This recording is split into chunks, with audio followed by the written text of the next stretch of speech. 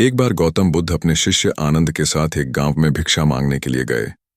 जब वे गांव के बाहर पहुंचे तो वहां एक गरीब और अछूत स्त्री प्रजापति ने उन्हें देखा। प्रजापति बुद्ध की शिक्षाओं से बहुत प्रभावित थी और उन्हें अपना गुरु मानती थी।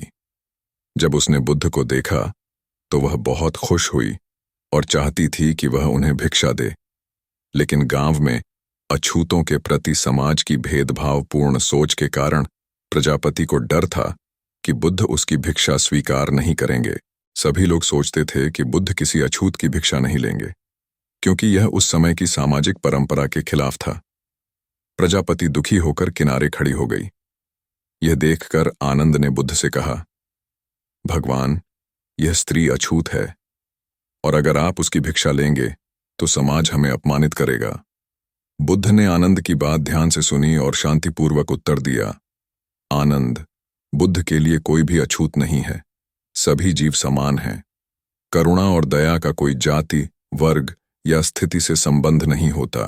बुद्ध ने प्रजापति की ओर देखा और मुस्कुराते हुए उसके हाथों से भिक्षा ग्रहण की। प्रजापति की आंखों में आंसू थे। वह अत्यंत भावुक हो गई। उसने कभी सोचा भी नहीं था कि स्वयं बुद्ध उसके हाथों से भिक्षा लेंगे और उसे समानता का अधिकार देंगे। बुद्ध के इस कार्य ने समाज को यह संदेश दिया कि सभी मनुष्यों में कोई अंतर नहीं है और उन्हें समानता और सम्मान के साथ देखा जाना चाहिए। इस घटना ने पूरे गांव और समाज पर गहरा प्रभाव डाला।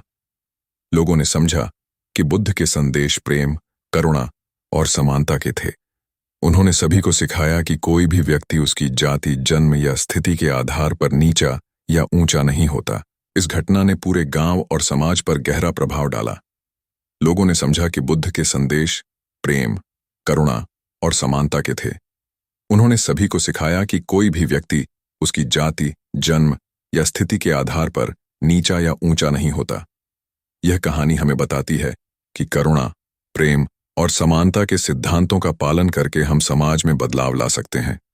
बुद्ध का यह उदाहरण मानवता के प्रति उनके गहरे प्रेम और सबके प्रति समान दृष्टिकोण को दर्शाता है।